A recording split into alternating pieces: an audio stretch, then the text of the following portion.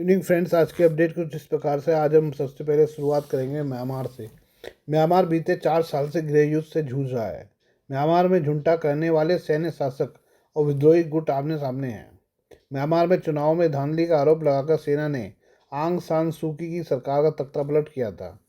General Ming Hong हाइंग के नेतृत्व में हुए इस तख्तापलट के बाद बड़े पैमाने पर विरोध प्रदर्शन और सशस्त्र प्रतिरोध शुरू हो गया, जो एक भीषण गृह युद्ध में बदल गया। जुंटा को हालिया दिनों में People's Defence Forces, Arakan Army, Kachin Independence Army और करेन नेशनल यूनियन के विद्रोही लड़ाकों के खिलाफ लड़ाई में म्यांमार पर अपनी पकड़ खोनी पड़ी है। इस सब में भारत समेत पड़ोसी देशों की नज़र म्यांमार पर है। भारत के सामने खासतौर से चुनौती है, क्योंकि चीन म्यांमार में धोरा खेल खेल रहा है, तो अमेरिका भी नियंत्रण बढ़ाना चाहता है। एक अन्य पड़ोसी बांग्लादेश भी म्यांमार में भूमिका रखता है। इस सब में भारत को अपने हितों को बचाना है। इरावदी.com की रिपोर्ट के मुताबिक म्यांमार के गृह युद्ध में चीन दोहरा खेल खेल रहा है। वो एक तरफ सैन्य जुंटा का समर्थन करता है, तो दूसरी तरफ जातीय विद्रोही गुटों को भी मदद करता है। चीन अपने आर्थिक और सामरिक हितों को सुरक्षित रखना चाहता है। चीन म्यांमार में भारी निवेश कर चुका है और उसे बचाना चाहता है। भारत ने म्यांमार में कई विकास परियोजनाओं में निवेश किया है। गृह युद्ध के कारण परियोजनाओं को नुकसान पहुंचा है।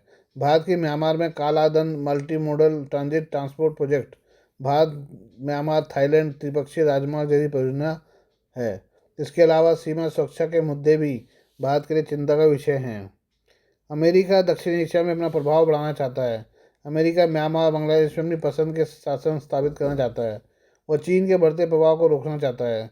अमेरिका यह भी सुनिश्चित करना चाहता है कि यहाँ भारत क्षेत्र में बहुत तेज़ी से आगे ना बढ़े। अमेरिका म्यांमार के चीन राज्य और भारत के मणिपुर और मिजोरम में ईसाई प्रभाव को बढ़ावा दे रहा है। बांग्लादेश में कट्टर इस्लामी विचारधारा का प्रभाव बढ़ रहा है। दोस्त में उदार लोगों का निशाना बनाया जा रहा है। भारत म्यांमार और बांग्लादेश की स्थिति को लेकर चिंतित है, लेकिन भारत सीधे सैन्य हस्तक्षेप से बचना चाहता है। भारत अमेरिका, सऊदी अरब और यूएई जैसे देशों के साथ मिलकर काम कर रहा है। भारत बांग्लादेश को फिर से धर्मनिरपेक्ष बनाने के लिए दबाव बना रहा है। भारत को म्यांमार में चीन के बढ़ते प्रभाव को भी रोकना जरूरी है। भारत को पूर्वोत्तर राज्यों की सुरक्षा पर ध्यान देना होगा। एक्सपर्ट्स का मानना है कि भारत को म्यांमार के विद्रोही गुटों से संपर्क में रहना चाहिए। इसके लिए भारत को खुफिया अभियानों का इस्तेमाल भी करना चाहिए। भारत को म्यांमार और बांग्लादेश की स्थिति से सावधानीपूर्वक निपटना होगा। सैन्य कार्रवाई से भारत के हितों को नुकसान पहुंच सकता है। भारत को कूटनीति और बातचीत के जरिए समाधान ढूंढना चाहिए। भारत को क्षेत्रीय और वैश्विक शक्तियों के साथ मिलकर काम करना चाहिए। ये बात करें हम अमेरिका और रूस की। अमेरिका और रूस के अधिकारियों ने सऊदी अरब में यूक्रेन युद्ध मुद्दे पर बैठक की है। रियाद में मंगलवार को इस बैठक में रूस की तरफ से विदेश मंत्री सरगेई लावरोव और राष्ट्रपति व्लादिमीर पुतिन के विदेश नीति सलाहकार यूरी उसाकोव शामिल हुए। अमेरिका की ओर से विदेश मंत्री मार्को रूबियो, राष्ट्रीय सुरक्षा सलाहकार माइक वॉल्स और पश्चिम एशिया के लिए डोनाल्ड ट्रंप के विशेष दूत स्टीव विटकॉफ बैठक में मौजूद रहे। यूक्रेन को इस बैठक में नहीं बुलाया गया, जिस पर यूरोप की ओर से फिक्र जाहिर की गई। फर्स्ट पोस्ट की रिपोर्ट के मुताबिक सऊदी अरब में यह बैठक यूक्रेन पर रूसी हमले के 3 साल बाद हो रही है। अमेरिका की शांति समझौते में भूमिका की वजह से इसे अहम माना जा रहा है। अमेरिकी विदेश विभाग और रूस के अधिकारियों में बातचीत राष्ट्रपति डोनाल्ड ट्रंप और राष्ट्रपति व्लादिमीर पुतिन के बीच हाल ही में फ़ोन पर चर्चा के बाद हो रही है। फ़ोन पर दोनों नेताओं ने यूक्रेन पर तुरंत शांति वार्ता शुरू करने पर सहमति जताई थी। रूस अमेरिका इस बैठक के दो पक्ष हैं, सऊदी मध्यस्थ की भूमिका में है। इस बातचीत में यूक्रेन को नहीं बुलाया गया, जबकि यह बातचीत यूक्रेन और रूस के बीच चल रहे युद्ध को खत्म करने के उद्देश्य से हो रही है। यूक्रेनी राष्ट्रपति व्लादिमीर जेलेंस्की ने सोमवार को कहा कि अगर कीव भाग नहीं लेता है तो फिर उनका देश बैठक से निकले नतीजों को स्वीकार नहीं करेगा। यूरोपीय संघ को भी चर्चा में शामिल नहीं किया गया है। यूरोपीय नेताओं ने इस पर एतराज़ जताते हुए किसी भी शांति वार्ता में अपनी भागीदारी की जरूरत पर जोर दिया है। उन्होंने कहा कि एक निष्पक्ष और स्थायी शांति के लिए उनकी मौजूदगी जरूरी है। ब्रिटिश प्रधानमंत्री कीर स्टारमर ने अपने बयान में कहा कि यूक्रेन और रूस के बीच अस्थायी शांति के लिए अमेरिका की सुरक्षा गारंटी जरूरी है। ये बैठक इसलिए भी महत्वपूर्ण है क्योंकि राष्ट्रपति डोनाल्ड ट्रंप के सत्ता में आने के बाद रूस को अलग थलग करने की अमेरिकी नीति में बदलाव किया है। इससे पहले अमेरिका यूक्रेन पर रूस के हमले के बाद उसे अलग थलग करने की कोशिश कर रहा था। अब दोनों देश को शीघ्र अधिकारी मिल रहे हैं। ये बातचीत डोनाल्ड ट्रंप और व्लादिमीर पुतिन के बीच बैठक का रास्ता भी खोल सकती है। पुतिन के विदेश नीति सलाहकार उसाकोव ने कहा है कि बातचीत पूरी तरह से द्विपक्षीय है, इसमें यूक्रेनी अधिकारी शामिल नहीं हैं। डोनाल्ड ट्रंप ने हालांकि यूक्रेन को भरोसा दिया है कि उसको बातचीत में शामिल रखा जाएगा। हालांकि जिस तरह से रूस और अमेरिका ही बातचीत कर रहे हैं उससे यूरोप और यूक्रेन चिंता में है। यूरोपीय देशों और यूक्रेन की नाराजगी का असर नाटो के भविष्य पर होने का भी अंदेशा कई एक्सपर्ट जता रहे हैं। आइए हम बात करें पाकिस्तान की नेशनल असेंबली की।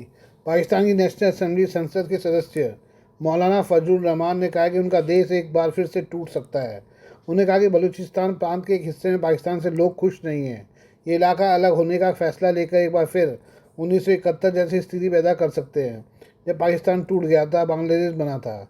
रहमान ने पाकिस्तानी सरकार को चेतावनी देते हुए कहा है कि बलूचिस्तान के 5 से 7 जिले आज़ादी का ऐलान कर सकते हैं और देश की हुकूमत के रवैये की वजह से होगा। जमीयत उलेमा इस्लाम के प्रेसिडेंट फजलुर रहमान ने पाकिस्तान की नेशनल असेंबली में बलूचिस्तान की स्थिति पर बात करते हुए कहा कि अगर कुछ जिलों ने खुद को आज़ाद घोषित किया तो संयुक्त राष्ट्र भी इनकी आज़ादी को मान लेगा। शहबाज शरीफ को चेताते हुए रहमान ने कहा है कि बलूचिस्तान के कुछ जिलों में आज़ादी का ऐलान और यूएन की स्वीकारता का मतलब पाकिस्तान का टूटना होगा। मौलाना रहमान का ये बयान ऐसे समय में आया है जब बलूचिस्तान के बड़े हिस्से में हिंसा बढ़ रही है। इस क्षेत्र में शिया सुन्नी संघर्ष भी चल रहा है। बीते साल नवंबर से यहाँ लगातार मौतें हो रही हैं। कबीलाई लोग मशीन गनों और भारी हथियारों से लड़ रहे हैं, जिससे अफगानिस्तान बॉर्डर के पास का पहाड़ी इलाका पाकिस्तान सुरक्षा बलों की पकड़ से निकल रहा है।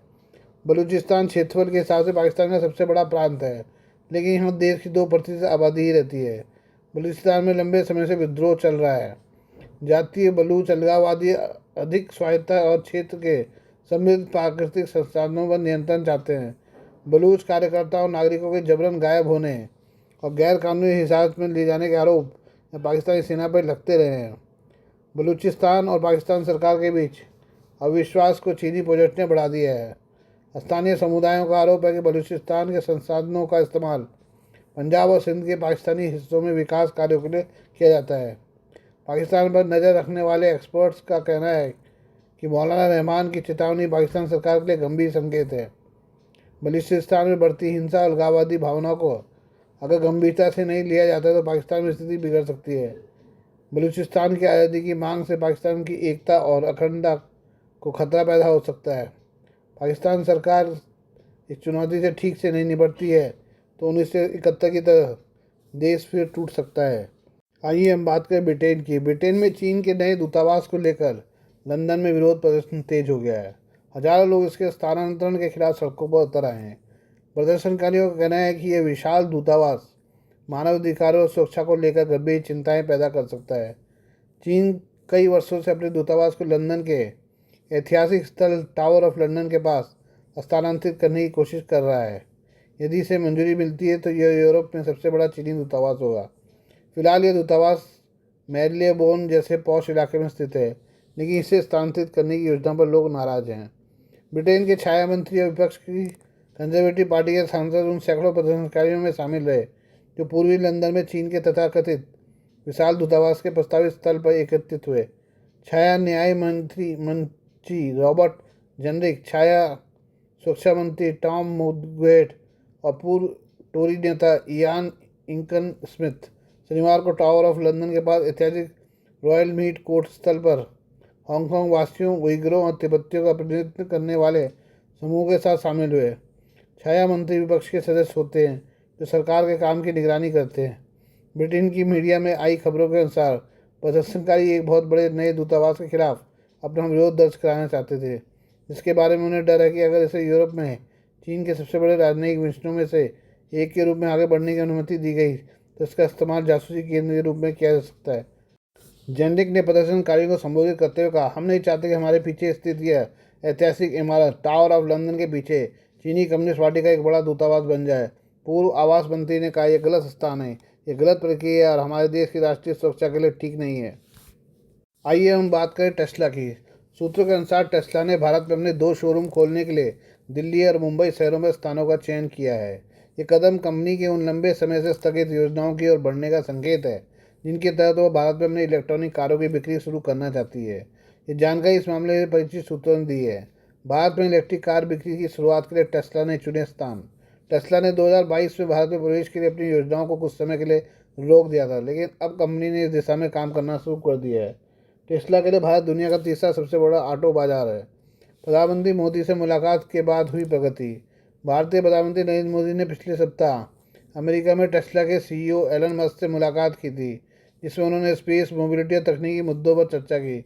इसके बाद टेस्ला ने भारत में अपने शोरूम खोलने की प्रक्रिया तेज कर दी है। नई दिल्ली के एरोसिटी और मुंबई के बांदा कुर्ला में शोरूम। सूत्रों के मुताबिक टेस्ला ने नई दिल्ली के अंतर्राष्ट्रीय हवाई अड्डे के पास स्थित एरोसिटी क्षेत्र में शोरूम खोलने के लिए जगह ली है। एरोसिटी क्षेत्र में होटल, रिटेल आउटलेट्स और वैश्विक कंपनियों के ऑफिस हैं। वहीं मुंबई में टेस्ला ने बांदा कुर्ला कॉम्प्लेक्स में शोरूम खोलने का चयन किया है, जो शहर का एक प्रमुख व्यवसाय और रिटेल हब है।